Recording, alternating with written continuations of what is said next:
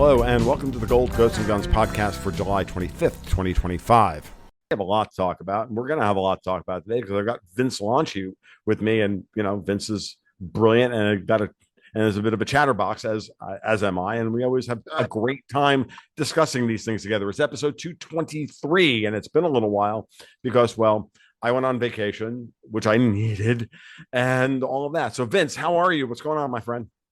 I'm okay. I'm lots going on, but you were on vacation, so why don't you tell us what was going on? Did you I mean, I went up to North Carolina with the wife and the daughter, probably the last time for, I don't know, maybe forever that I get to actually do a vacation of any sorts with my daughter, because she's now right, an adult with right, gainfully employed and she's rapidly approaching adulthood. I think the last night we were chatting about it, I'm like, you're approaching adulthood asymptotically.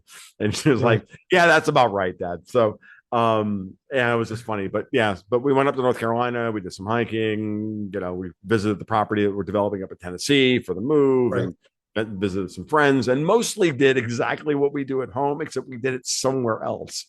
I Right. played a lot of World of Warcraft. The wife watched a lot of videos on YouTube, and the daughter did a lot of and played a lot of Slay the Spire. And we ate a lot of mediocre food. What game did she play? She was playing Slay the Spire. Actually, she got back into playing Warcraft with us as well, which was fun. So, and just my daughter's a gamer, like Right. her dad, and Right. which drives her mom nuts. But it is what it is, because the wife likes to garden and all this other stuff, and her daughter and her husband don't.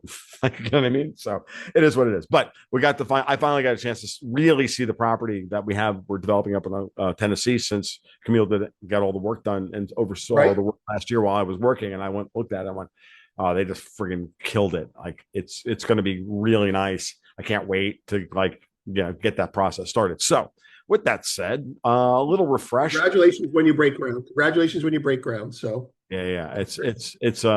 It's we have a two-stage plan now in place that I'm really going to enjoy, and we probably will be up there in within 6 to 8 weeks in many ways. So that'll be good, because I'm getting really tired of having bad internet, and like where I'm you have going. Starlink? I have Starlink, which is fine, and then no offense to Elon Musk, but yesterday we had a big outage, and it's just like everything is just always so tenuous because the DSL is flaky and Oh Starlink my is always God, you have a flaky. DSL? I You have have like a two. fucking 10-inch floppy or two? Yeah, no, I don't have no 8-inch floppies, dude. Come on, we're at least in the 1980s. All right, Um, well, maybe yours is 8 inches. Mine is 10. so yeah, God, I remember 10-inch floppy drives, dude. So all right, enough of that stuff. Let's but where I'm going up to Tennessee, I get to move farther away from people, but I'll have fiber. It'll be gig up, gig down fiber. I can't wait. So That's it'll be great. fun. Yeah. That's So great. all right. So what are we talking about today, Vince? We're gonna talk about stable coins. I'm in the middle. Luckily for you, I'm in the middle of writing a piece for Goldfix, and I just finished all the research, and I have a lot of bullet points and a lot of things to talk about. And as I'm going through it, I'm kind of chuckling to myself on certain areas about the dollar, about the euro, about the risks to them, and the risks to other countries. And I said, you know what, this is a good topic to talk to Tom about. And I think sharing as I learn is probably the best thing to do. So I think we're going to try and lay out the pros and cons of stablecoins and why, despite everything, they're going to fucking happen anyway. Yeah, well, they are happening. We got all the bills passed through Congress, right? And and this is funny. I have a distinct feeling I know the kind of the arc of this conversation. I'm going to leave that to you, of course, Yeah, to work through, because you're the talent today, and I get to sit of back course. and not, as you would put it, not have to work that hard today, which I do Yeah, appreciate. And but all I'm going to really say is, in teeing this up, is that this goes all the way back to that podcast we did about gold arbitrage, and in my mind, and the beginnings of that when you and I first worked out practically in real time, that we were moving back towards mercantilism, right. and that everything is downstream of that. And that episode, I don't remember the episode number. It'll be in the show notes, but the title is Vince Lanci and Gold is the New Black. And I think it's episode 175 or something like that. But it is what it is. It's really important to maybe go all the way back for those of you who are listening and listen to that one as well, because by the time this is finished, like you're going to see the whole story, I think. So where are we in this point in the story, Vince? Take it away. Well, that's funny that you say that. I'm not going to go down a rabbit hole on that, but yeah, that's true. It kind of started with, I guess the theme is money, right? The theme is money. Well, I think it's the fact that the financial system, we recognized very early on that the foundations of the financial system were going to change, and here were the early signs of it. Right, well, right. There's your reset. Right, the reset is a process. I say a lot. So yeah, that's right. Okay, so just as a quick leading, because gold is part of this too, and not in a central way, but if you're following gold closely, you end up seeing how stablecoins are necessary. Okay, so here's like the lead-in bullets. The U.S. Treasury, I'm talking to half of the world, right? So U.S. Treasury is no longer the safest store of value due to counterparty risk. Gold is. That may not last forever, but it's the current vibe right now. It's like the world is splitting into two currencies. China is offering their currency, the yuan, which is internationalizing and will be tied to gold one way or another, gold and yuan, however you want to call it, and offer counterparty neutrality and safety. So if you're the U.S., among all the other things, right, if you've lost your safe haven status or safest haven status with half the world, you must pivot to something else to sell your product. So we used to be the put, safety, right? Now, they all have treasuries. They're not going to dump their treasuries tomorrow. Europe, we know, right? We're going to get into that, I'm sure, right? Saudis just did a deal where they're going to do even more treasuries, but they're going to put them in other things. Anyway, the U.S. is no longer the dollar as a proxy for treasuries. So the treasuries are no longer the safety. Now I'm not saying they're. I just want to. I'm not trying to qualify myself, but there are reasons to not own treasuries and to own gold now. Period. Right. So financialization has failed at the counterparty level. So what?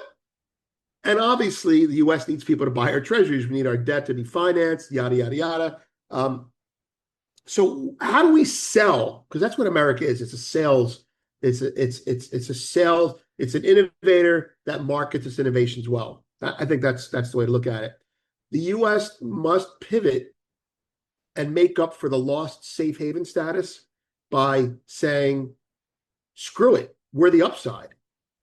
You want to own a pet rock?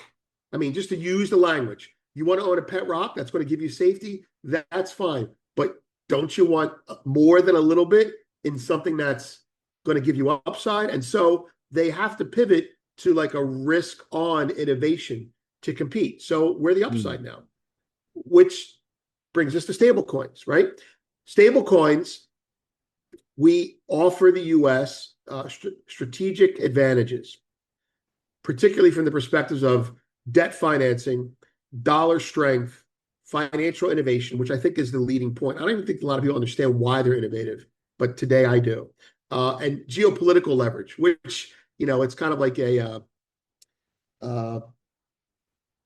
we're witnessing a dairy-free milkshake. We're witnessing like a euro-free, a euro dollar-free milkshake. That's what's happening now. Anyway, but that's it. So, I mean, they're strategically beneficial to the U.S. They will break something along the way, and they're going to happen anyway. That's how I would open. Okay. So with that, why don't we go through a couple of those individually, right? I mean, the public debt financing is obvious by wrapping wrapping U.S. Treasuries around a U.S. dollar stablecoin, which is getting internationalized. Very obvious play. Caitlin Long and I have talked about it. You and I have talked about it.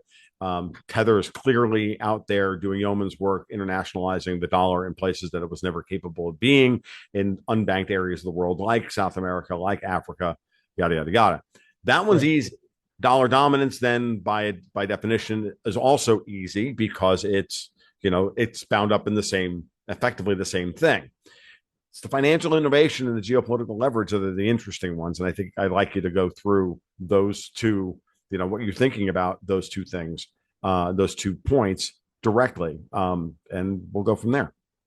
Yeah. Before financial innovation and what's the other one? And geopolitical leverage. Oh, yeah. Well, that's where we're going to have some fun, right? Yeah. If I can just touch base on a little bit on the dollar part first. Sure. I know everyone knows about the dollar thing, but it's kind of like a re-dollarization play, right? I mean, and it hits 2 ways. One of them is a geopolitical way, which we'll get to, like that'll be like the dessert. But the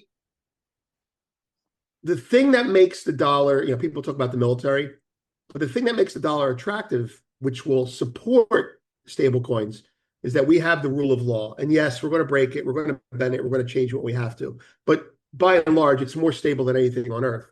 And so a stablecoin from the US, governed by US laws, is going to be more safe than many nations' own sovereign currencies. Period. Yes. So that's the reason to re-dollarize, so it's kind of like a stealth dollarization. And I think that's look, there's one example I want to give before I move to the actual financial innovation part, which is actually the innovation. And that is, if you look, and I know you've seen this, but when regulatory agencies in the world get on the same page, it's the US that determines. So I'm not trying to be arrogant about it, but it's kind of like Basel III was an example. Okay. US says, US and Europe and whoever else get together and they say, okay, this is what we're going to move towards. They agree to it, right? And then the US says, I'm making it up, but US says, all right, you guys launch first.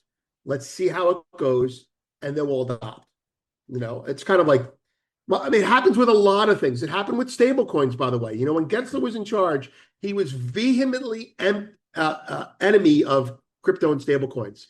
And it was Europe that was launching deals first, that they hated them. And it was after Gensler visited them that they made their announcements. So anyway, regulatory-wise, everyone will be on the same page.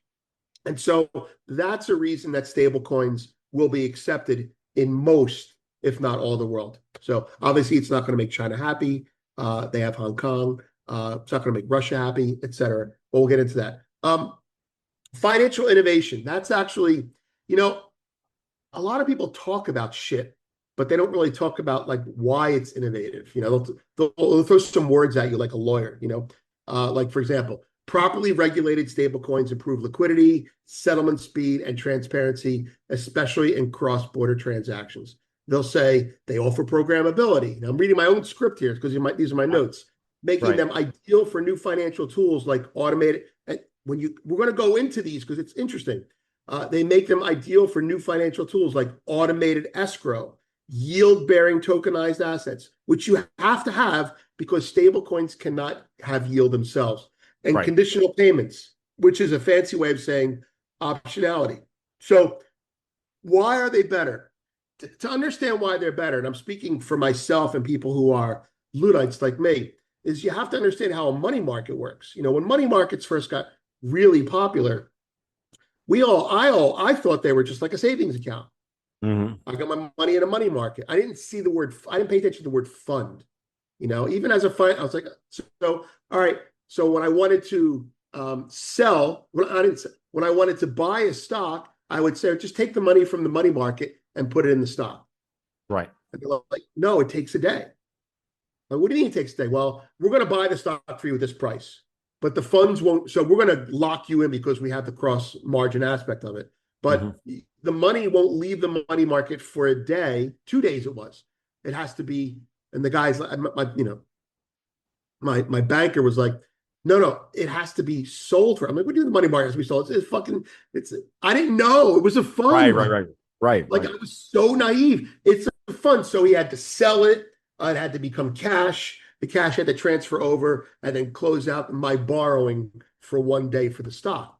And I Right. went, oh, and that lesson was well learned because money markets were almost broken, for a very short period of time. And I'm like, oh, money market funds were broken, and they were broken, almost broken, for really one reason.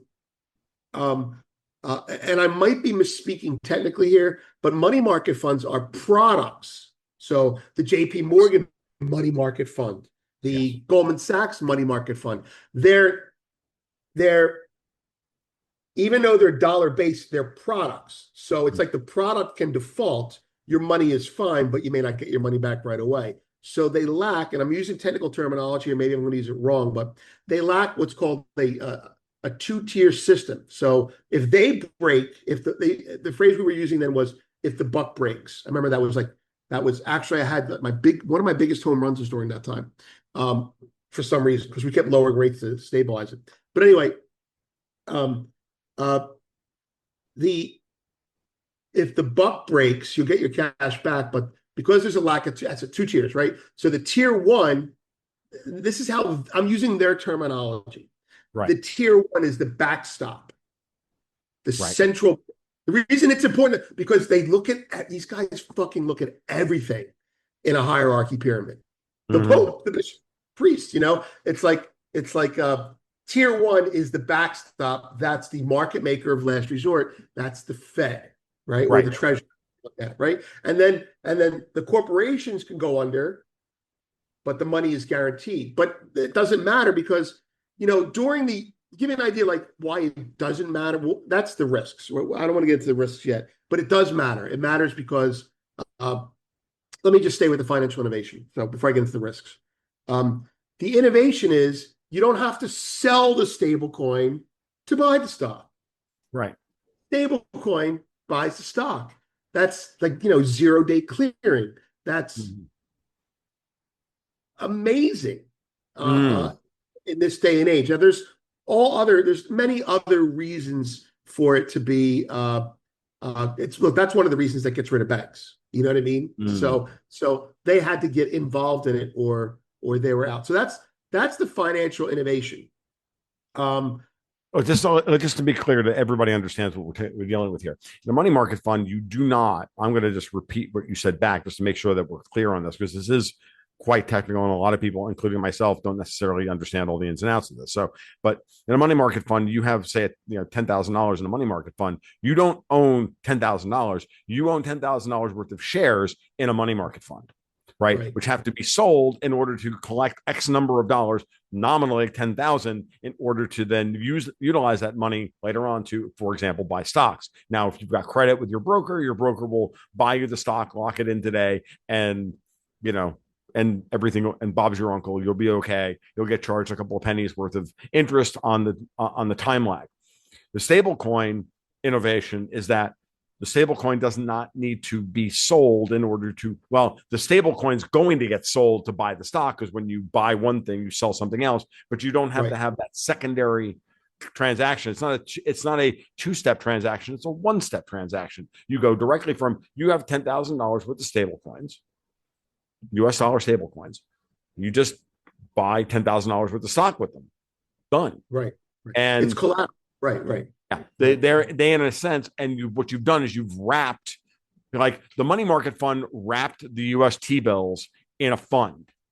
The stablecoin wrapping the US Treasuries in a stablecoin, which can be used directly to be transferred to somebody else's custodianship directly to the broker, and you can get, not T+3 in this case is T+3 seconds, not T+3 days settlement. Yeah, and that's an innovation that makes us just exactly. I mean, that's the way to say it. That's an innovation no one else has, and it would really piss off China, if they're trying to come up with something that's it does so many things. It preserves Swift. What was the next part that you wanted to talk about? Well, I would say it actually bypasses Swift directly if necessary. Right, but it's supportive of Swift in the short term. No, I'm. It's a monster that'll eat it eventually. I totally see that. I totally see that. But they'll just keep Swift important by making it dollars. Got to be dollars. Got to be dollars. Got to be U.S. Treasuries in U.S. stable coins. You Right. can't use Japanese government bonds in U.S. stable coins, and so that preserves Swift. I think it knocks out Visa and Mastercard first if they don't have their own if they don't Mm. have their own answer to it. I think that's Which is interesting. We were having a conversation last night amongst me and my some of my patrons who I play World of Warcraft with. This is going to sound like a digression, but it's not actually. It's materially important to this conversation. One of them noted that what we're seeing in, for example, in Steam, for those of you who are gamers, you know what Steam is. yeah, It's a gaming platform where you can buy games and you can keep in your library. Well, Steam has been getting pressure from an from Australia to delist certain games that don't meet certain criteria. okay, Meaning that what they were doing is because they can't do that anymore in the United States because we made DEI and all of this shit illegal and you can't discriminate now and you can't do that. right, They're trying to go outside the system in order to get pressure, in order to continue to hold on to control of who gets to publish what. And they're right, using the payment rails and probably in effect what you just said we figured out last night was probably Visa and MasterCard and Stripe yeah, and anybody else who's processing those payments. They're the ones putting the pressure on, and they're using an Australian basically NGO to right. do the pressure, and they're trying to get out. They're trying to get around the workaround the executive order from Trump. It's very interesting. What we had the way we described it last night was, oh look, these fucking people won't give up. We told them no, you can't do this, and they're like, nope, we're gonna find a way to get around it. Like these fucking people never stop. These fucking people, of course, are Davos, but go. Sociopathy has sociopathy. Right. Sociopathy doesn't listen to reason, you know? No. It just keeps trying to figure out a way by which to insert itself as a toll booth operator and pull a vig off of an unearned access to a market. That's right. Period. I was thinking gatekeeper, but toll booth operators better. Right, right. Toll booth What's the operators, reason absolutely the thing. Yeah. what's the reason for the toll? Well, I mean, the game is rude or it's unfair. Okay, well, how much do we have to pay you for it to be fair again? That's Yeah, really exactly. That's exactly what it comes down to. Yeah. they're woke, but they're capitalist, you know. Yeah. It's yet another trying to classic soft capital control kind of scenario. So So your game is the stable coin, you yeah, know. I yeah, mean, it's exactly. like we're not going to allow that because yeah, I get it. Yeah. That's So actually very good. so all right. So that's the financial innovation part of it. So now and market efficiency, we figured that one out. Now let's talk about Right. the geopolitical part of that because I think this part's fascinating. So you get to start, and I will respond. Sure. Well, first of all, uh, although it's not directly geopolitical, I mean, it is directly, but it's not the part that's fun. It's a CBDC workaround. Now, most of your audience knows, most of my audience knows, but CBDCs are an invasion of privacy, and who wants to give all that control to the government? And so that act that went down, what was the name of that? Uh, there was there was there was an It was the Genius Act that first didn't pass, right? And then they had to insert new riders saying there will not be a CBDC in the United States. And then when we mean specifically around a central bank digital currency that is programmable, that is not necessarily a payment rail thing. Or, I always made the distinction between a retail CBDC and a wholesale CBDC. right. That's it. That's the key. That's the key. Right. Right. That's it. Now, the wholesale CBDC is what we're all worried about. The wholesale, the retail one is the one we're all worried about. That's the one where Christine Lagarde gets to say you're not allowed to eat a pizza because you're fat, Right. or you're not allowed to say, or you don't get to have a bank account because you called her Ursula von der Satan, right? But Right. That's it. the wholesale CBDC is a thing for banks to communicate and move money around, which is a fundamentally different thing. Okay. That's to try and preserve that's to try and preserve the two-channel monetary system from the central banks to the commercial banks, from the commercial banks to the retail and to the Right. retail And that's user going to of the be money. and that's right. Exactly. That's the CBDC. that's the angle that I haven't processed. I mean, I processed it, but not like that. That's very good. Um, Right. um, yeah. So at the retail level, it's not going to be tolerated. But you're going to need something as good as CBDCs to transact internationally. And guess Absolutely. what? Right? So country to country, Mhm. bank to bank. Guess what? Stable coin, and that brings us to the geopolitical shit. So uh, the there's two ways that it's geopolitically fun, uh, especially if you're in the dollar situation. So the first one we kind of touched on, but the Genius Act mandates that the U.S. Genius Act mandates that stablecoins be fully backed by high quality liquid assets like short term treasury bills, which, by the way, that becomes a risk later Mhm. on, not for the Mhm. obvious reasons. Treasury bills, repos, and cash, right? So call that a money market layer that does not have to be liquidated to buy a stock, right? That creates structural demand for US debt. This snowballs into the geopolitical thing, right?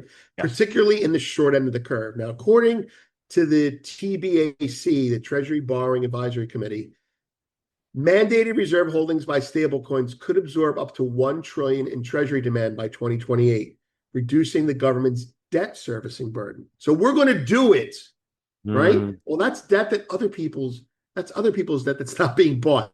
That's the first thing. We're going to be Right. financed. They're not. Um, Stable coins are, again, stealth buyers of our debt. Now, they also create, and this, I'm not saying anything innovative, but they also create, uh, they also create, they normalize, I'm trying to give you like tight words here. They normalize international dollar usage. They crowd out the euro, the yuan, and the yen based on payment solutions. Now, before I read anything that's a little bit wonkier, it's kind of like Bitcoin. Mhm. Bitcoin was a global asset, Yes. global, and it traded overnight, big volumes, right? Okay, but the U.S. has the network, the U.S. has the capital, and once we created the ETF for all of its shortcomings and faults, we control the pricing now.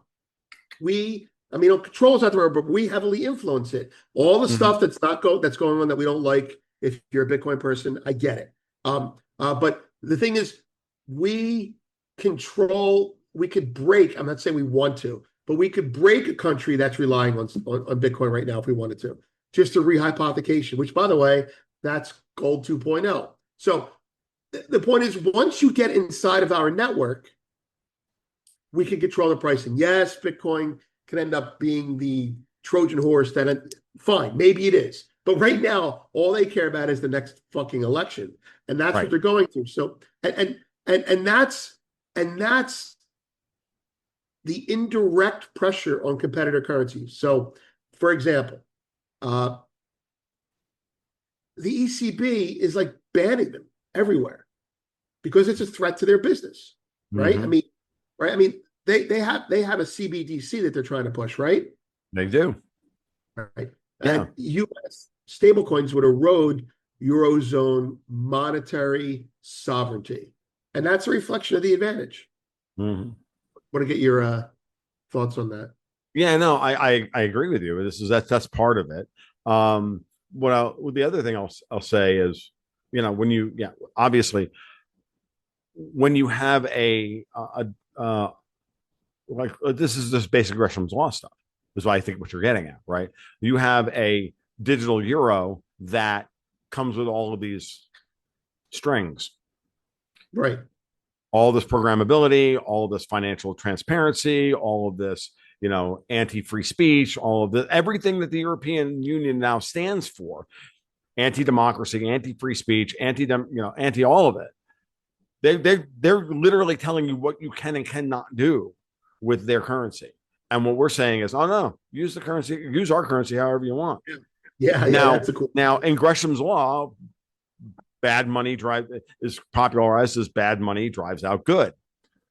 No, that doesn't mean that the euro is going to be No, no, hodled. right, What it means is overvalued currencies circulate, undervalued currencies are hoarded. But that's the classic Gresham's law scenario. What in this case, it's actually the reverse of Gresham's law because the dollar is actually going to be the superior currency, which in this case will circulate, driving out the inferior currency, the one that comes with all the strings. I think that's the way you're trying to describe it. In a sense, it's not a no, reversal of Gresham's law. It's a it's a it's a it's a reversal of the way it expresses itself. We are going you go in the past. It's always gold was hoarded because we print a lot of dollars, right? right, Okay, that's the classic expression of Gresham's law. You right, right, have you have good money is hoarded because right. it's a value that's under it's an asset that's undervalued. In this case, what we're saying is we're going to send this out there, and it's going to be backed by the most liquid, the best, and the reasons why the dollar took over the world in the first place, right, are all still going to be in effect. Um, and we're going to just as a product, it's a better product and Right. therefore it's going to circulate. And if you try to compete with it against it with an inferior product, your product is going to fail in the open market for money. That's the thing. Gresham's law is really kind of confusing. Uh, and I think it's because people can, myself included, we've talked about this off the air, good money crowds out bad. No, no, it's bad money crowds out good. Right, right. Okay. So bad money is spent. Get it out of your fucking hand as soon as you can. Mm-hmm. Right? I want to go buy the Milky Way bar, whatever. Good money is hoarded. That's your word, right? Mm-hmm. And hoarded, saved, invested. So the stable coin becomes the stable coin with U.S. Treasuries in it becomes held like you're buying oil with it, but you never buy the oil, you buy stocks with it, right? The euro gets spent locally. It becomes Mm-hmm. a local currency. So anyway, yeah, Well, again, just thinking about if you're talking about now, I agree with you, but let's just make sure we're on the same page. Where I see the geopolitical risk is no way will the euro be able to become the any kind of an international standard even after they go for and then remember in order for them to do the digital euro they have to collapse the member central banks repudiate all the existing debt that's denominated in the old euros and then create a new digital euro that's backed by tax and spend and bond issuance authority from the European Commission, backstopped by the ECB. That's the route the European Union is clearly going. Like every day they make that abundantly clear. That's what but they're haven't they going been to do. going that way for like fucking 30 years? Like, Yeah, but they have to do it by the end of this year because we're moving so quickly to go for fiscal wait, wait, wait, dominance. wait. Are you saying that they're going to move towards a currency that has fiscal unity, like taxation behind it? Yeah, well, yeah. There was the announcement the other day. You got the SIU, the Savings and Investment Union, um, which we still have zero. I mean, and I literally mean zero details on. They just announced it, and then there's another couple of things that are happening where they're now talking about giving now they're giving the European Commission a 7-year budget and tax and spend authority and all of this stuff, and they're also going to force they're giving the European Commission the ability to issue bonds, and they're Oh, going to that's what the force. euro bonds And are. the one thing they haven't quite said yet, but they're about to say, they will, is that they're going to force domestic investors, meaning pension funds, insurance companies, and the rest, Right, to all right. be forced to buy those bonds because Oh, so sovereign nation pension funds like Germany's pension system is going to have to buy those bonds. That's where everyone's they're going going to create demand for this thing, and it's all going to be denominated in this new digital euro, which they're supposedly launching in October. Okay, Do you this think is they all can pull off happened. the euro bonds? What's Do you think that? they could pull? Do you think they could pull off the euro bonds? I don't think they have to pull it off. I think they're just going to mandate it and make it happen. I don't think it's going to work, mind you, but I think that's their plan. They still have their Gantt chart over Evil Corp Central, and this is like happening. Okay, Right. so they've decided, and they're also looking at how they can mobilize their words, not mine, mobilize the existing stock of savings within the European Union. And how else do you think they're going to do that? Right. Right. Right. Right. Right. Okay, these Yeah. Yeah. people Yeah. all have they're the ones with the most with all the bail-in rules and all of this and all that. So what they're doing, and I'll be honest with you, and you can look to the UK and you can look to what they're doing in Germany and Spain and everywhere else. What they're trying to do is collapse the economies through ruinous spending and fiscal policy and invasions and inviting the world and all this shit in order to tell the put forth in front of the people, you have two choices: either we're gonna destroy your country. Right. We're destroying it. We're gonna destroy your life. And here is, and the only way you're gonna accept this new system is to be so desperate for air because we've taken all the air out of the room that in order for you to breathe, here's our new system. So thesis, antithesis, synthesis. It's the Straussian two-step, Okay. was what I've always called it. But the that's what they're going to do. That's what they're doing, and they're hoping to get all this. They're going to push them into They'll put them crisis. into the pit. Right. And then they'll say, And as we, and this is their only counter move to us trying to fix everything, which is because they right. know that us fixing stuff is going to push them into crisis because the world Right. is going to look at the United States and go, we don't want our money in Europe. We want it outside of Europe. So you can see you can see the plan. And so that's why they're trying to ramp up trillions of dollars of new spending. Oh, The, shit. and it's tied to the, not it was rearm 2030. It's now, I don't recover or reinvest. They renamed it, but when Right. they passed all that military spending, like Right. everything is military spending now in the European Union, by the way, Yeah. like Yeah. with a very broad definition. So they're going to spend trillions, Right. and they're going to basically take over the budgets of these countries. And what you have to do at that point then is force their central banks into bankruptcy in order to get that done. And obviously the commercial banks. Let me add two things to that because Sure. I think they're going to corroborate what you're saying. The first thing is gold based. About a year ago, I saw a big uptick in European countries talking up gold. Now, at Yep. first, I thought they were just saying, I thought they were just piggybacking on gold is going up, Mhm. de-dollarization. This is a year ago before they started, freaking out. Right. But now it makes a lot more sense because if you're going to be mandated, it's a sovereign thing. So, for example, if Switzerland's not a good example, but I'm talking about countries. We're talking not just buy gold. It wasn't just buy gold. It Mhm. was pensions should buy gold, not bonds. Pensions should buy gold, not their own sovereign bonds. So it's Yes. Switzerland.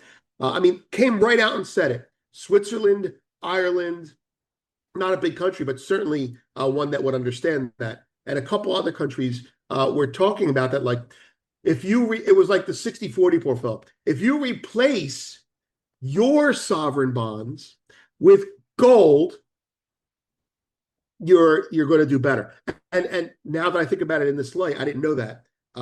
They were saying, don't buy the euro bond, buy gold. That's what they're saying if it's Well, coming. that's what they were saying, and I think they're doing that in order to prop up the balance sheets of the central banks, and then they're gonna swap the gold for the new bond issuance, and put all that gold under the rubric of Oh, and that's force another. all That's that gold into that's the missing point that I didn't realize. Now that you put that up, I was like thinking about how they're going to pull this off, other than mandate it. Like, no, if they've got gold on their balance sheets. So all the sovereign gold of all these countries which is already pledged to the ECB, but it's now going to have to be owned by the ECB.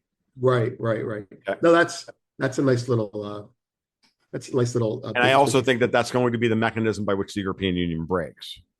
Because I don't see Italy giving up their gold. I don't see Serbia just came out the other day and said, yeah, no, we're taking they're not a member of the EU per se, but they're like, nope, we want all our gold back. It's being held in custody for us at the Fed, the BOE, the ECB. No, we want it all. It's only a couple $1 billion, but it's Serbia. And they've been steady buyers of gold for like 15 years. By the way, Yeah, I don't know if I look at the Serbia, World of Gold course. Council That's data all. every once in a while, and they're always one of the few that buys every month. Yeah, that's where. That's where all the world wars start. Serbia, you know. So why Why is not? that? Why? Well, it's the gateway to Russia, right? So, That's right. A landlocked country that got fucked by everyone else when mhm. an economic collapse. Okay, Yep, so that was I had another reason, another thing to add to what you said, but it sure. wasn't important. I would have remembered it. Okay. So we have all those things. And so what you're talking about in effect is this all goes right back to your original point about dollar dominance, right? You're creating a situation where the dollar can retain its dominance in terms of, global payments. Yeah, And and but it doesn't necessarily have to be anything other than market driven, as opposed to the way it kind of was in the past, where it was, you could make the argument, very persuasive argument, that it was, that the US dollar was backed by the might of the US military. right. And That's not what's happening here. well, it kind of still is, meaning the rule of law, I'm looking at it as the rule of law, and I'm Right. looking at the rule of law is backed by the military. So yeah, Mm. I mean, Yeah, but it's far more removed from that. I mean, in the past, it was yeah, always, we stay oh, ahead of the curve, in terms of like in the past, like it was always like Swift and all that stuff. We just took the old existing infrastructure and inserted the dollar into the old global, in the old London infrastructure, yeah. London's Let me infrastructure. That's not what differentiate we are because today. no, you're right. Because let me differentiate. When we say, or any American says, the dollar is backed by the military might of the US, okay, maybe ultimately that's the backstop, but that's not the reason you use it. It's because the network is worth more than any other network out there. It's the incumbency of convenience. It's the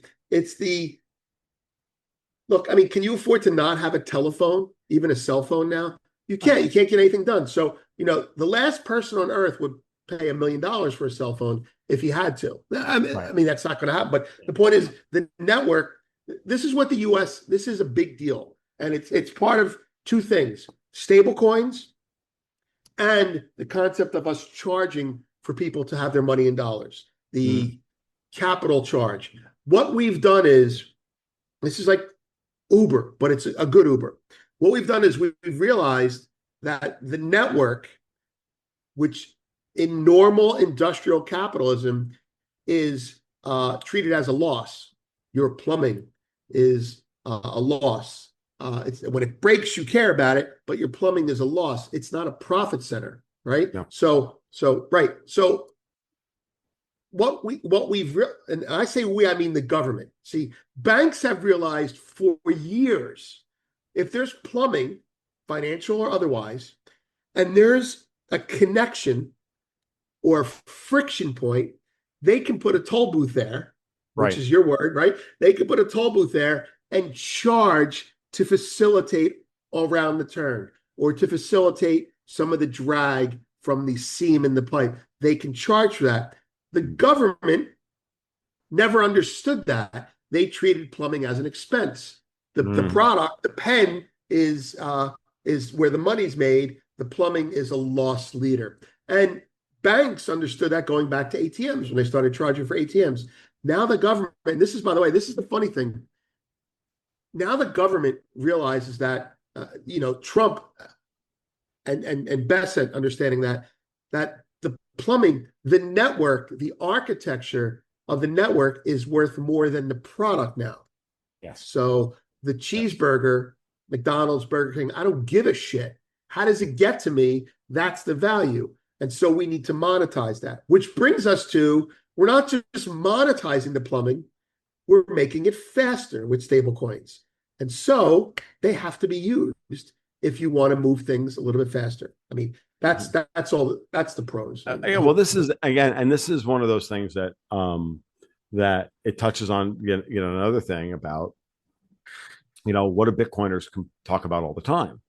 Why is Bitcoin going to win overall? Why would Bitcoin? These are the arguments they were making ages ago, back in like 2017, and they're still making them Right. today, and they're not invalid even Proven today. right. Which is that network effects matter. The size and scope and the of and scale of the Bitcoin network is its greatest advantage. And Right. network effects matter, and they have value. And every block that goes into the blockchain adds value to the Bitcoin network in terms of, hey, look, another block went by the board and Bitcoin didn't crash. Can this shitcoin say that? No. Can this shitcoin say that? No. What's the Right. comparable advantage between, oh, I don't know, pick Bitcoin and Litecoin? None. So why would I go to Litecoin? Right. Because Right. And, Litecoin doesn't have the network. and And even if it is as robust, like I guess Bitcoin Cash, people would make that argument. right, Um, First mover advantage. first mover, in this case, first mover advantage matters. And by virtue of the way Bitcoin operates, it has these advantages that make it the perfect form of pristine collateral in a digital market. Right. Right. Not to say that there aren't competing forms of pristine collateral, but they don't have the network effects, so they're not used to the same extent. That's today. What does tomorrow look like? I don't know, but that's where we are today, and that's why, for the state of the market today, never argue with the Bitcoin maxis that no, Bitcoin is doing exactly what it was designed to do, which is move itself slowly but surely into the plumbing network as a pristine form of collateral that can be used to undergird and fix the existing the sclerotic and broken financial system that promoted inferior monies, which were Right. spent, and while Bitcoin was hodled, gold was hodled, yada yada yada. Right. And that And dynamic is still in place here. there was just a little sidebar to how you're describing it. Um, Back in I think it's World War One. After Mm-hmm. World War One, where they were debating on money, there were two theories. I'm not going to go down the rabbit hole, Sure. except to say that there were two theories. One is the state-controlled theory of money. Right. And I'm mislabeling it, Sure. but that was Keynesian, and the other was what was called at the time it was called, and you can look, people can look this up, the chart owl list uh, theory of money. And the chartalist theory of money says that, I'm just very broadly speaking, the chartalist theory of money says that money is nothing. Money is what I'm owed. So, if you're ledger balance, that type of stuff. And so the chartal theory of money lends itself very much to Bitcoin. Mm-hmm. And I'll put Bitcoin and gold in the same category all the time. Me Uh, too. right, right, right. But when I read it this way, I see fiat being stupid and out of control, and they used gold and silver to anchor it, and it worked. Okay. And then I look at the chartalist thing, and it says, no, money is just an IOU, a favor that you owe someone back. So in the whole tribal society, we're in a neighborhood, and I'm Mm-hmm. borrowing a cup of sugar from you, and you borrow it from me.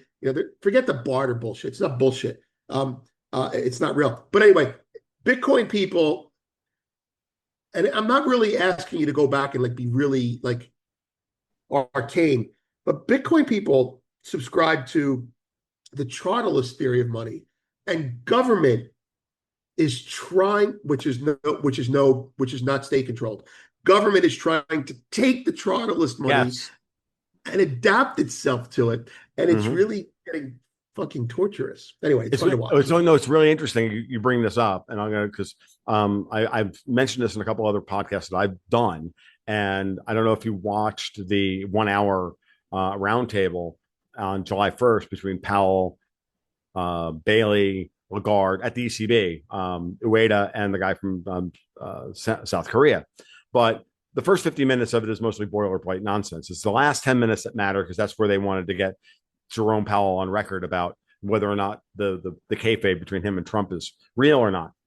Right. And he was asked first about the changes to the SLR, the supplemental leverage ratio, which Long and I discussed the significance of in episode 213, which is still very much valid today.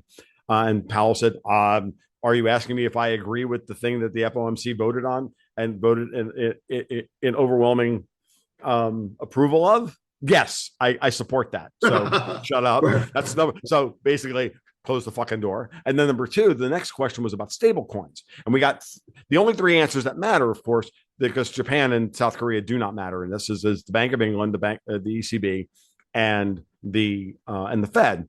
And Andrew Bailey, at the slovenly fucking limey prick that he is, and went on this kind of typically English limey sort of, well, did these stable coins even become rise to the value of the definition of money or not, and blah blah blah, blah. And basically I think they're bullshit. Basically, translation, I think they're bullshit because they are competition to our foundational market share, which is in the Forex markets. So the Bank of England was like, no. Lagarde was very clear. She said, I believe that money is a public good, and it's my job as the head of the ECB to regulate this public good. And very clear, which is the state control, Keynesian, state control. And then there was Powell, who said, "Oh no, I'm working with the Trump administration to create all of these legislative initiatives, and we've got the legislation moving through the Congress right now. We tried to engage the Biden administration." He said this. We tried to engage the Biden administration in drafting these rules during the Biden administration, and we were rebuffed directly. So Powell, Powell said this. I don't like Trump, but Biden's a fucking moron. What he said was, we're working towards it. And what it told me flat out, and it was the last statement of the entire hour, was Powell's like, no, we're doing this. It's happening. And we at the Federal Reserve, our job is to support whatever the government of the United States is basically wanting to do. And we tried to get ahead of this because the market clearly wants these things. And this is a reversal of where Powell was, say, 5 years ago, where he said, I have no problem with Bitcoin because it's a commodity, but stable coins are a problem. Now go back to what you and I have discussed many times, and what I've talked about, which was back in 2022 when all the stable coins got executed. Terra Luna, FTX, blah, blah, blah. And I kept saying over and over again to everybody, I'm like, this looks like a Fed operation to me. But we've left one stable coin, basically, Tether, which we basically own because they got a slap on the wrist from Letitia James. So, SVB was a stablecoin, caused a stablecoin risk too. Exactly. Yes, it was. Yeah, exactly. We were stress testing. Right. Yeah. So what it seemed to me was like, no, Powell was against these stablecoins proliferating. Yep. Yes. But because they were outside of the purview of what the Fed and the Treasury Department could control, and we didn't have regulations for them. Yep. And so this is not to say that the Fed is a good guy or a bad guy here. The Fed is trying to protect its business. Right. It has a business. And, at some point, if that gets outside of their control, well, okay. So again, this is part of the reason why I keep saying all of this discussion is a precursor to where what's the Fed's role going to be into the future. But that's a different podcast. And I think I'm going to have that podcast with Caitlin Long next week when she's on. So, okay. So let's get back on topic, but that's for the future. Wait, I want to, you said something I hadn't thought of, but Powell kind of benignly orchestrating the consolidation or the collapse of a lot of stablecoins. Yeah, there's a point where you say, how's the story go? They laugh at you, they mock you, and they end up embracing you. First they ignore you, then they mock you, then they fight you, then you win.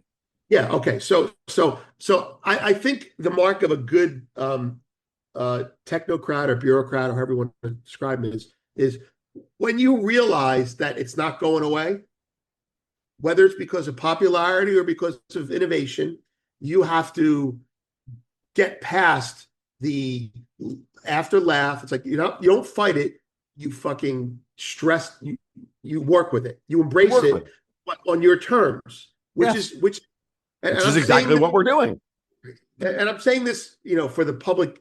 I'm sitting on your side of the desk with Powell. I'm not anti-Powell. I am anti-Fed in general, but I think Powell is very good at his job, aside from the one big mistake he made. But the point I want to make is that I can imagine sitting at a desk, and I've done this with much smaller things. Like, fuck, this isn't going away.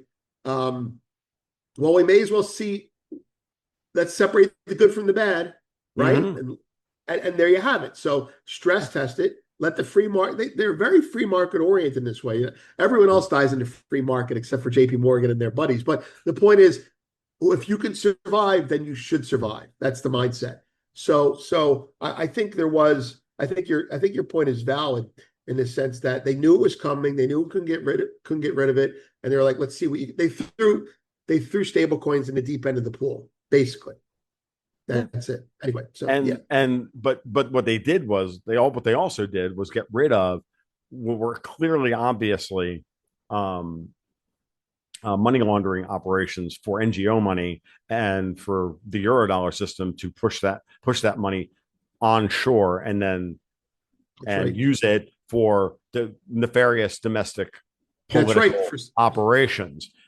Like that was the primary point of things like FTX and Terra and a lot of this right, stuff. And right. maybe I don't know about Silicon Valley Bank. I think if Caitlin Long was here, she'd probably argue with us a little bit and push back, which is perfectly reasonable. Because I know she has a slightly different perspective on this, but this was something that will come up when I chat with her about this. But this is important to understand that we're not solving all of this is not our complete Columbo here.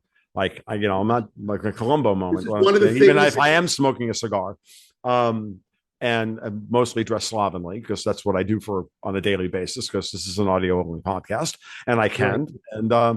But it is to say the signs point in this direction. The circumstantial evidence is pretty compelling.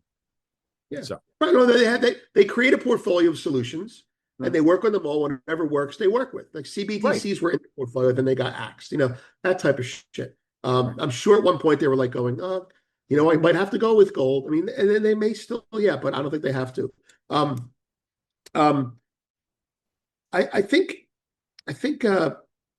we should talk about the risks. Rather just a little bit touch on the risks. Sure. Because I do believe before I get into the risks that I've researched. Risks aside, it's going to happen, and it's going to happen for the geopolitical reasons. Mm-hmm. Arms and legs will be cut off to save the body. That's what's going to happen, and unless something better comes along. Okay, so should we do that now? Like touch on the risks? Why not? Absolutely. I think we've beaten the rest of the Gresham law, stuff to death. So because the parallel with money markets is a good one. All right, so. The risks come with all the pros, right? So the Treasury's push to use them to absorb debt, that may backfire by creating, and this is the yield curve stuff. Because they're going to use, this is the problem. Not tomorrow, but this is where you have your problem. Stablecoin prevalence will create a bigger buy in the short end of the yield curve, right? And it can create, quoting my own notes here, an over-reliance on short-term funding, and it could invite instability if redemptions surge. Sure. And okay, that's true. Otherwise they're just going to keep rolling it. So I think that problem is real, but I think ultimately they become like muni rolls. Like a lot of people. With money, we'll do muni rollovers, like basically 30-day or 90-day munis. They keep rolling over. So I think it'll be something like that. But they don't ever have to sell them because they have them in, they can put them into something else, right? So that's a problem, and I think it's going to be resolved. Then the next problem is U.S. based It's not a problem. It's not our problem. It's their problem. U.S. dollar-based stablecoins threaten monetary sovereignty, right? Prompting backlash from non-U.S. central banks, which is happening right now. And to your point about the interview, their par value can easily break. Now, easily is a relative term, but you saw it break with the who is the SVB stablecoin? USDC? I don't think so. I think it was I don't remember, to be honest with you. Okay, so it's either Tether or USDC. I forget, but there was a big stable coin there. Wait, might be USDC. Yeah, probably. Regular and this is listed in the reading that I've done as a problem, but I don't see it as a problem. Regulatory oversight is weak, with vague licensing standards and limited enforcement capacity. Now, that's viewed as a risk. I view that as intentional. To your point about letting see, which stable coins pass. And that's why I say legs are going to be cut off. The only real risk comes back to the money market risk. I think that without a two-tiered settlement system, stable coins can't. I'm talking from their point of view, not yours and mine. Can't ensure monetary singleness. That's the word, singleness, leading to fragmentation, centralized counterparty risk. The people who are, I'm speaking to Caitlin here, the people who are going to hate this or are going to push back on this, they're going to say each stable coin is tied to its issuer, like private banknotes in 19th century free banking era. Okay. And that's what she's going to have. People like her are going to have to defend against. So stable coins lack that vertical structure. And I'm not saying they need the vertical structure, but that's we're not. I think the bigger weakness or the bigger threat here is the fact that we have never lived as economic actors. We have never lived under that scenario, and we don't. And so the possibility for fragmentation, arbitrage, yada yada yada. I think that is the issue here, and I think it's more. I don't think Caitlin will push back against this. I think Christine Lagarde is the one who's absolutely, does that's completely outside. No, I'm saying, but Caitlin's got to defend. People like Caitlin have to defend against that. Yeah, no, I agree. No, agree, without a doubt. So, but that just gets down into, are they going to be overcapitalized? Or how do they handle their capitalization? And if the weakness then becomes, can you use that mix of assets to stay relatively overcapitalized? One of the things about Tether that you would argue is that Tether's got a portfolio making around 4%, which is why they diversified into gold and Bitcoin and other things as well. Now, yeah, you could argue that Bitcoin is collateralizing Bitcoin Tether trades, but Tether's growing far beyond just being a liquidity asset for Bitcoin, for private Bitcoin exchanges. It's now moved into an actual, usable and used currency version of the dollar in places all around the world now. I literally was talking, I've said this before in other venues, but I was at a Bitcoin conference in June in Tampa, and I was talking, and I met up with a subscriber couple that just got back from Peru, and they're like, yeah, I went to the friggin' market, and all the fruit at the market was, priced in Tether. It was like right there in Peru. Yeah, like it was right there. And so it's happening. It's happening all over Africa right now, which is why all of these formerly French colonies of, in the Sahel region of Africa that used to have to use the CFA franc are now replacing that with Tether, and then, overthrowing the French installed, maintained Vichy governments and, viceroys, and, that's amazing. Wait. So I'm an African. I'm really thinking this out loud here, right? So I'm an African. I don't want to use the French issued currency, and I can't use the dollars. So I will price it in the French currency, and I'll throw the Tether amount in there because people have it. But in doing that, Vince, the reason they can't get dollars is because there's no banks, and none of them have enough capital to actually own a bank, own a bank account, and all the rest of it. Tether is introducing the dollar to people around the world who can't be banked. The dollar is banking on Tether. Yes.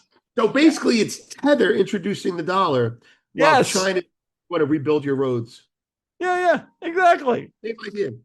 So China's going to have fucking Tether in Africa. Yeah. Over 400 million users. They've got Tether kiosks going up all over Africa. Caitlin talked about this 2 months ago on the podcast, and when she was going over this, I was just like, jaw hit the ground. Right, and it's money. It's the digital dollar. Right, it's a digital dollar. I'm not saying, so that's why Ripple Labs introduced RLUSD. Why? Because they were like, well, we're already settling on the Ripple network like 30% of Tether's trades. Why don't we just issue our own stablecoins? This is like literally the words right out of Brad Garlinghouse's mouth back in Right. December. Like, we're already using Ripple's already settling so much of this real Tether trade. Why don't we get in on this business? All Holy you have to do shit. is the exact goddamn thing with the same setup. And It's we're already networking. seeing it. And RLUSD's market cap is rising. Again, it's not an investment, folks. These are stable coins. What are they worth? $1. Okay. The companies that issue the coins are, right. The bigger question is, as they pull a yield off of their portfolio of assets that's backing their coins, Right. they're going to have to buy fewer treasuries because they're overcapitalized. As long as you understand what I'm getting at here, like this is where, but it's also insures them or indemnifies them and insulates them from bank runs, because they've got, so Tether has there's $161 billion in market cap, roughly, maybe it's 162 today, of Tethers out there in the world. But Tether's balance sheet's got, say, $175 billion worth of assets on the balance sheet. Right. If there's a bank run on Tether, meaning there's a whole bunch of redemptions of Tethers back, through the Bitcoin network or in some other way, in order to try and break Tether, try and break the peg, they've got, they're overcapitalized by 10%. In effect, it's no different than coverage ratio of a REIT's dividends. You know how we like look at a REIT or an MLP? We look at is the dividend stable? Well, I always say to people, well, check the coverage ratio. The definition of a coverage ratio is EBITDA divided by the amount of dividends put out on a quarterly basis. So if EBITDA is $60 billion and you paid out $45 billion worth of dividends, your coverage ratio is 1.25 or 1.3 or whatever the number is, right? And as long as that number is high and above like 1.1 or 1.2, the dividend, I would always recommend to people that the dividend is stable, and you can buy this stock for the yield. And because the yield is clear. If the coverage ratio is 0.9, well, then they're not making enough money to cover the dividends. And, and especially in something like a REIT or an MLP, which is financially strapped because they have to pay out 90% of their profit to unit holders, is the dividends. This is where we get into this situation. So again, think of stable coins. If you're a REIT investor or you're an MLP investor, you already understand the balance sheet dynamics of these stable coins companies. Right. It's not an analogy. It is an analogy, but it's based on my career, and I want to let's see if this rabbit hole fits, because I think it does. Math aside, which makes sense, you're saying that because they have $160 billion and they essentially have 160 billion people holding it, they don't have central counterparty risk. Other than the value of their portfolio. But remember, as long as we're defending the price of the dollar through the short-term treasury market, the yield on their portfolio may go up or down. If the Fed cuts interest rates or lowers interest rates, whatever. But a dollar to them is a dollar, because they're going to be able to sell that T-bill and get $1 for it. Right? With you. Well, what I'm getting at is they're, of course, I'm simplifying it, but they're not a bank issuer. And so, okay. So their risk is diverse in the sense that, here, let me just say the situation. When I was a trader on the floor, I worked on commodities, and we had an operation on the equity side. And on the equity side, there were specialists. And a specialist is the centralized guy who's responsible for making a market. So a specialist is centralized control over the market. Whereas in the commodity pit, it was complete chaos, but it was order to it. But the point is, I remember witnessing, as a young trader in the gold options ring, that a whole company, let's say there's like let's say there's 200 traders in the options ring, right? And a whole company would go under, but the market wouldn't matter. The market wouldn't care. And what I mean is, like, of the 200, the bigger companies had multiple traders in there. 3, 4, 5. And so they were just gone the next day. And the space was filled in. Mm-hmm. What I'm getting at is this analogy? I mean, you can push back if I'm wrong, or where's the flaw in this analogy? If the exchange is the guarantor and the market participants are diverse, then the exchange's risk is also diverse. There's no centralized counterparty risk. Mm-hmm. So they do have to have risk management. Right. But if a specialist industry is like a bank and the specialist goes out of business, the whole thing trickles down vertical. I guess what I'm saying is stablecoins create decentralized counterparty risk, not just decentralized distribution. Is that Yes, right? I think so. I think that's clear. Distribution is the counterparty risk Yeah, in because effect. you're a hub in the wheel, but you're not the wheel. Mm-mm. You're not the wheel. Yeah. Okay. The network's worth more than the product. Yes, I think it is. And that's also, and so it as so what's the real risk of this entire, the real risk for this entire edifice that's being erected? U.S. fiscal policy.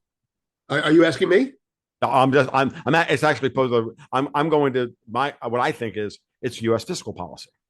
Yeah, it is. It is just Ultimately. because just before because I want to hear what you have to say on that. But the risks that I just described, I looked at them all and I went, you know what? All those things could happen and we'll let them happen. We're going to fix it after it breaks, but we're going to go with it because we have to go with it because otherwise, if we don't bend, we'll break. And it's how we protect the dollar globally. But how's the fiscal policy? Well, the fiscal policy is that that's where we get to where if we have a stable fiscal policy, then everybody can pay. Then we know, then the world knows that Right. these companies who are issuing these dollar stable coins will be solvent because we're backing the T-bills that are backing the stable coins with better fiscal policy. It's not just a matter of, see, one of the things that really bothers me about a lot of the analysis that I've heard out there around this is that, and it goes back to the big beautiful bill. Trump wanted both why did Trump want this thing to pass so badly and the $5 trillion raise to the debt ceiling? Well, the CBO report said, and I think wrongly, that it's because he's going to increase the deficit by some ridiculous amount of money, and therefore we have to go to $42 trillion worth of debt. I don't see that. What I see is Trump is setting up a massive demand for U.S. treasuries that's out there, and we have to raise the limit simply because we're going to be able to sell so many fucking treasuries that we need to be able to raise the debt ceiling without having to go to Congress to be able to liquefy the demand for the fucking U.S. Treasury market. I certainly hope that's the outcome. And I'm not going to say it won't be the outcome, but you could definitely see that as a supply is being increased, the potential supply is being increased, the demand is being lined up. Yes. So that's what I'm getting at is this goes back to my old arguments, and it goes back to even Martin Armstrong's ancient arguments about the about Austrians and in general, everybody's focusing on the quantity theory of money, only looking at the supply side of the equation. And he goes, but there's another side of it, which is the demand side. You have to be able to look at both of those things in concert with one another and see if they're in any kind of balance. Well, the same thing goes for the American balance sheet, only looking at the liability side and never looking at the asset side. Right. And it's the same argument. And what I've been trying to like not disaggregate those things, but like balance those two conversations. And like if you're only talking about the liability side of a company's balance sheet, and you're not talking about their potential to raise the asset side of the balance sheet through growth and planning and opening up new markets, then it's an incomplete analysis. I'm not saying that those that are only talking about deficits or only talking about the debt are wrong, but until you actually do and to look at the asset side of the balance sheet as well, your analysis is incomplete, and therefore your conclusions are incomplete. And to be Right. honest with you, Vince, what pisses me off more than anything else is how everybody falls for this fucking gaslighting of only talk about the liabilities and only talk about the money supply. Right. M1. And That's all we care. this is where I get really fucking angry. Who's who is who is empowered by that narrative? Who Uh, benefits from promulgating that narrative? Is it the United States, or is it all of the United States' financial um, competitors? It's financial okay. competitors. What are they going to do? What do you do when you're in a financial war? You highlight your opponent's weaknesses and you try and hive off and um, and neutralize their advantages. Right. Right. This isn't hard, folks. Guess what? We're in a financial war with City of London and Europe, and to a We lesser are. extent, China, Russia, and everybody else. We are in a financial war with these people. And so until you start making that argument in total to me, I literally am not going to listen to you anymore. I don't care who you are. I don't care. I don't care who you've been interviewed by. I don't care how big your portfolio is. I don't care how much your assets under management are. If you're not willing to do both sides of that analysis on a regular basis, you're dead to me. Right. Period. Like that's where I am. And I'm like, I'm at the point now, or if you ask the basic question of why there's only certain people on the podcast on a regular basis, it's because I don't want to have uncomfortable conversations with people whose arguments I don't respect. So I keep having the same people on the podcast over and over and over again because, well, they're people with brains or not running an agenda. Not running an agenda. Yeah. Sorry, You know, that was a little rant that probably should no, be. no, we needed one of those. We needed one of those, right? No, but I mean, it's true. I mean, Cold War II. I mean, it's kind of like the if you want to draw that parallel, it's the the Cold War 2.0 or the World War is a financial wall. Is a financial war. You know. Absolutely, it was. Absolutely, it was. So now I want to bring this right all the way back around to what I opened the podcast with, which is gold, and why gold is actually central to all of this. Because I think gold is very central to all of this.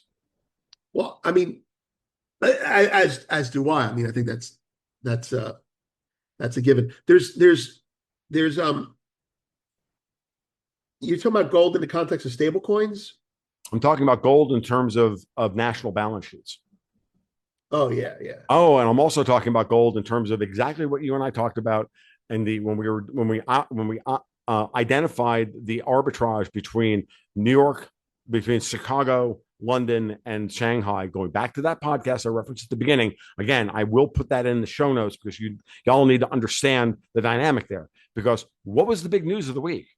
You wrote about it. We all commented on it. Russia saying we're going to open up a gold exchange in St. Petersburg. Yeah. And everybody was like, what does this mean? Well, yeah. I think I know what it means, but Thank you. I had forgotten what the biggest news was. There's so much fucking news this week. I was like, what? What was the big news? I guess it's big news now. Okay, so all this conversation about stable coins, nothing has changed for gold. And in fact, gold is going to, well, first of all, nothing has changed for gold. The decentralization of standards of gold. So actually, okay, I got my bearings now. We're going back to when we said that one of the things that underpins the dollar's strength is the fact that all commodities are priced in dollars. And one of the tools that we use to gird that support is exchange pricing, gold, silver, oil, what have you.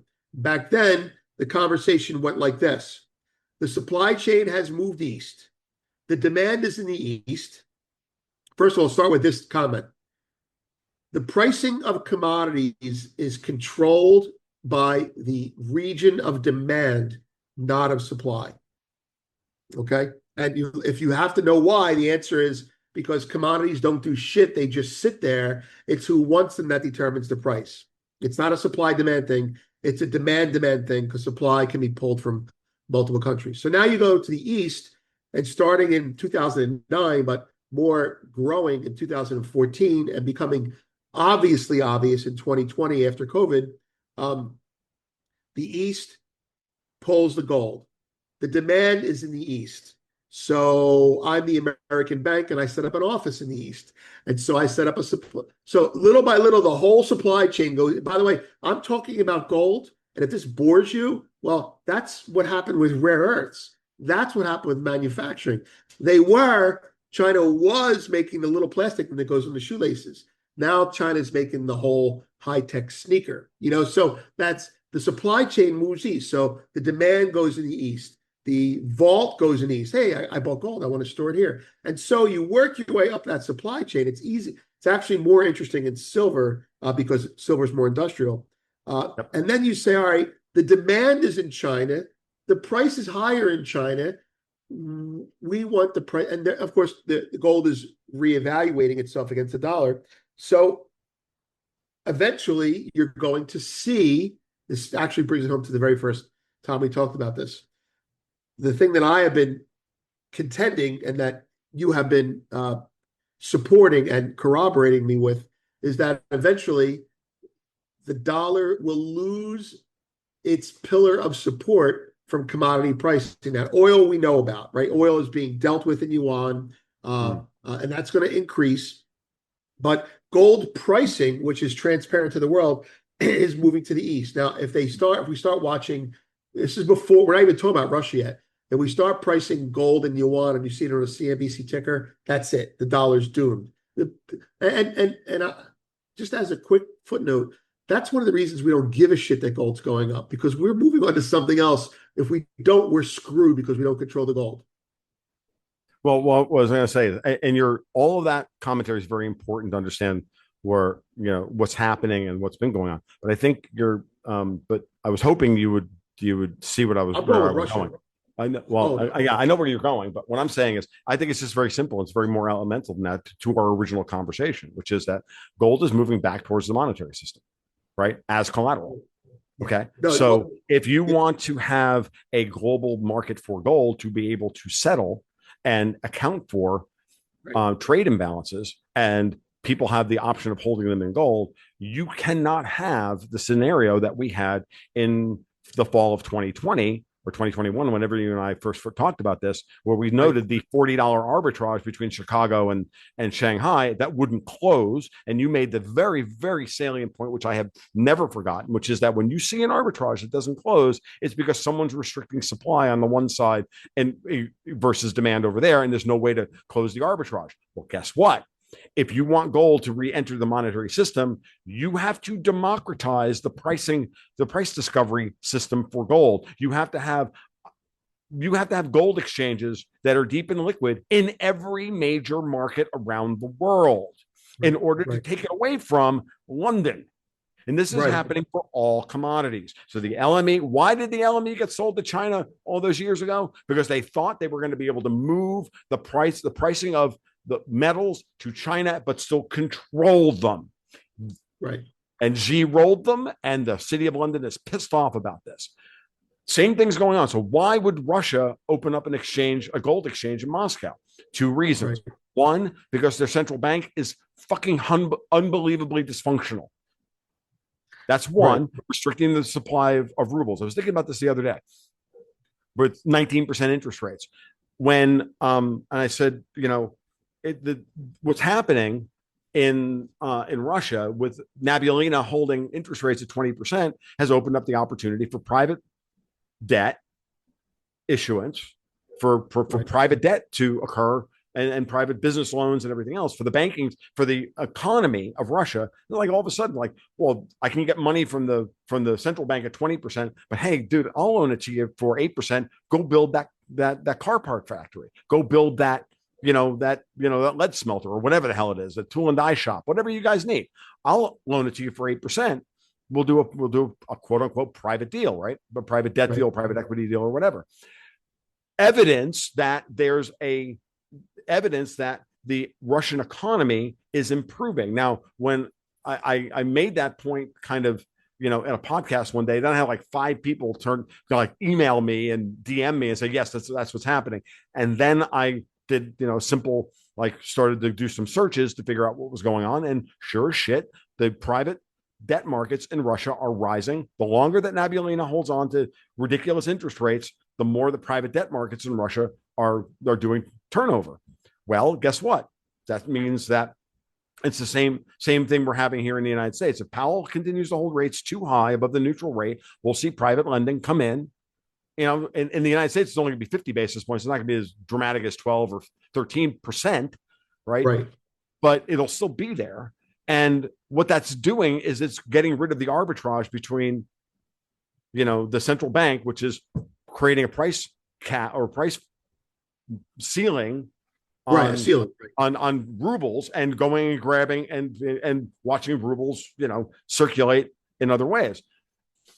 In order for the stablecoin market to look towards gold as a potential collateral asset to compete with U.S. Treasuries, to compete with Bitcoin, to compete with other sovereign debt or anything else, we have to have better gold pricing mechanisms. We have to open those things up. So the Russian financial system, by them stating that now, is telling me the Russian financial system is walking up the ladder of becoming a real financial system, as opposed to one retarded by ruinous central bank policy.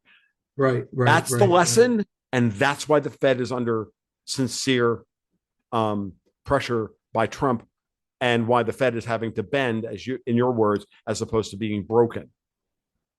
Because that actually makes a lot of sense, because Russia, I didn't look at it that way at all. But I wasn't going to mention that at all. I was just going to mention, let me just respond to what you're saying. That's kind of what China did. Not exactly what China did, but Russia's bringing everything along.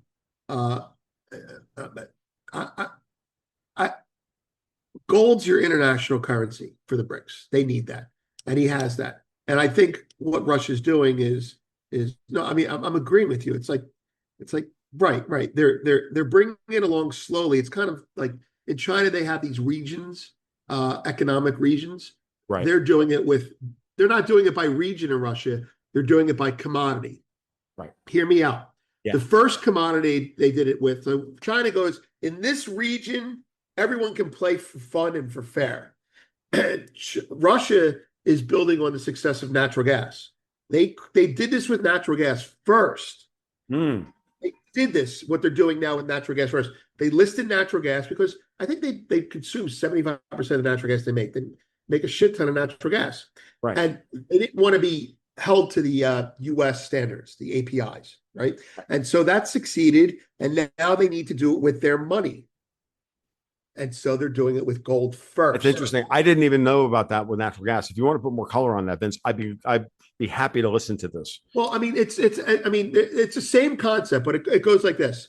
Russia makes a lot of natural gas, and the U.S. uses it's about standards. The U.S. uses its standards to weaken, to marginalize players. So I'll give your audience an example of a standard abuse. There's a basket of oil, right? And that basket is a mix, 10% of this oil, 10%, and that's the basket that trades in the world, right? Brent crude. Who's the company? Who? Brent crude, right? The Brent crude contract. No, not Brent, not Brent. The Brent basket. Right. So these baskets are basically, it's a basket is what they talk about with oil, but it's an index. So it's 10% WTI, 40% Brent, okay, 10% Nigerian sweet, sour, all the, Urals oil. It's in the basket, and that's the basket they use as a standard of measure. Platts Oil owns that, kind of like right, okay. Yeah. But because the basket is American, okay, you can look this up. During one of our crises between 21 and 24 about oil, what the U.S. did was the U.S. changed the mix in the basket. They they added WTI to it. So at the point, like, for example, like, think about this. Biden wasn't smart, but someone was. At the point that the U.S. was pumping SPR oil out, trying to influence the rest of the world's oil prices, we were only, I'm making a number up, 10% of the basket. Who gives a shit? So we changed the regulations. that made the basket 15 or 20%. So we increased the multiplier effect. So Russia understands this, and they're like, look, I'm trading my natural gas with everyone in the world, listening to the US standards. Let's start, think about this is what's going on. Let's start our own. We aren't just a supply. See, that's the key. We're the demand of our own natural gas. Okay. So they created their own standards, and they essentially split the standards of the world. And their standard is now the standard for everyone who buys natural gas from them. Right? It's the Cold War. Gold, the gold product makes sense. And I wasn't thinking of the way you were, but now I am. I was looking at it simply like this. Gold has gone east. You're going to. I'm looking at it from a dollar point of view. You're taking out support on the dollar. You split the standard like you do with natural gas. The LBMA. The LBMA is dead. I'm just going to say that right now. The LBMA is dead, and the only reason it exists because it's in an unwind, and or at least it's becoming weaker. All the banks that make up the LBMA, they're trading in China now. And they're going to be trading in Russia if we clear this shit out. So that's where the Russian exchange thing is going to be. Russia is the second biggest producer of gold in the world, and China's the first, and China is the biggest buyer of gold in the world, and Russia needs to take gold as payment indirectly because that's their currency now, and they want to trade internationally, and so they need to take. If you want to take the pricing, look, go back to the exchange concept. China's exchanges in volume are not eclipsing, but getting pretty big relative to the US. So there's 60% of US volume, let's say. I'm making a number up, right? But it's close. But our open interest is dropping and their open interest is going up. Then you got the DGCX, which is exploding in volume, Dubai exchange. So they've got the futures contracts handled. And now they're trying to standardize the physical contracts. See, the Russian exchange, people are pulling metal out of Africa and refining it to China standards now. Right. It's not going good LBMA bars. Who gives a shit about the LBMA? Anyway, I went down a little bit. No, it's really important. But no, that's all really important. And the only thing I was trying to say was that, look, we have to have a democratized gold pricing system so that mercantilism can actually work. Right. Or go away. Well, first go into effect. Right. And then start to go away, because ultimately but no. I think the mercantilism argument still holds in that there's going to be trusted intermediaries, that money's going to flow in, but only flow out through trusted intermediaries, like we discussed about the United States. Remember, get rid of the COMEX, move all this. Gold's not going to leave the stage. Gold's not going to leave the stage. You're right about that. No. You're right about that. No. But again, and the same thing for the Russians, like the people who do business with them, if they're as good as their word and they are, and everything else, as they build trust with their trade partners, then people will be able to hold their wrapped gold that they traded on the Moscow exchange in a gold stable coin that we'll be able to move from one to the other. But as long as the global gold holdings are democratized, which is why all the central banks are buying gold, because they can see where we're going here, right? And that, I think, is a very important part. So in order to build this stablecoin infrastructure that we're talking about, it isn't just about US treasuries. It's actually about settling global trade in whatever asset class the person on the receiving receiving the money decides they want to hold it in. Right. And all you need is a translation layer of all of these currencies that bypasses this. And we don't even need the central banks to provide the liquid. I'm telling you, this is all about doing away with the old British central banking system. Right. Dudes, I'm telling you, this is where this is going. Right. Well, it's funny. It's funny. I mean, I go down a lot of it. Look, starting with the East, stable coins look, I want to get people to use a stable coin. I need to make sure that it's attached to an asset that is extremely safe. Exactly. Let's try gold. It's like if you have a transporter and you're watching a Star Trek episode, you don't test it with a person. You test it with gold or No, something. you tested with last night's leftover dinner. Right, Like, right. I you mean, no, know, but I mean, you test it with something that's going to be transported. You test it with gold. What I'm saying is, the sure. stable coin is not going to be something that's going to. Let's put, Bored Apes in it. Maybe they will. I don't know. But HSBC. Here's one that you'll probably enjoy. The two British centered banks that operate in Hong Kong, Hmm. Standard Charter and HSBC, have just announced their stablecoin push. At the same time, Standard Charter just put out a very nice report saying gold should be owned. I can hear it Hmm. 6 months now. Gold should be owned with our stablecoin. HSBC already has a stablecoin out. So gold will benefit from attaching itself to the stablecoin network, and the network will benefit from attaching itself to a stable asset. So it's extremely bullish for gold, extremely, because I won't accept your stablecoin over international boundaries. If it's got gold in it, I will, Hmm. you know. So yeah, All right. No, I mean, I think that puts a wrap on all of this stuff. I think we want to leave it there. I want to leave something for me and Caitlin to talk about next week, to be honest with you. I But know. what I will say is as well, with the one thing we haven't even begun to touch on, in all of this is, no, no, never mind. I don't remember what I was going to say. Yeah, there's a lot that we haven't touched on yet. This is just the beginning of this conversation, not the end of it. There's Right, right. so much more To, to that's to come.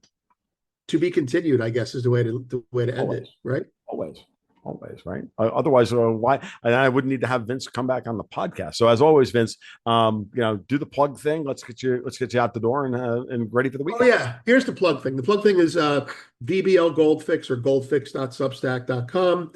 That's the newsletter. We put out content, multiple pieces of content daily. So it's kind of a big tent, active trading, deep dive research, and everything in between. The other thing is, well, it's not an announcement. I just let my subscribers know. So I'm taking off a week. I'm partnering with uh, one of the legendary editors from Dow Jones News, Terry Wooten, and I'm going to be writing a book finally. So Nice, my excellent, subscribers will get samples of it as it's going out. So excellent. that's it. So if you love Vince, and you should, because Vince is awesome, then you should consider the subscribe and all of that stuff. He's Soren the K on That's Twitter. right. I am TFL 1728. You guys know the drill. Patreon/Gold Goes to Guns. We'll do this again. You be well. You take care. We'll talk soon. Keep your stick on the ice.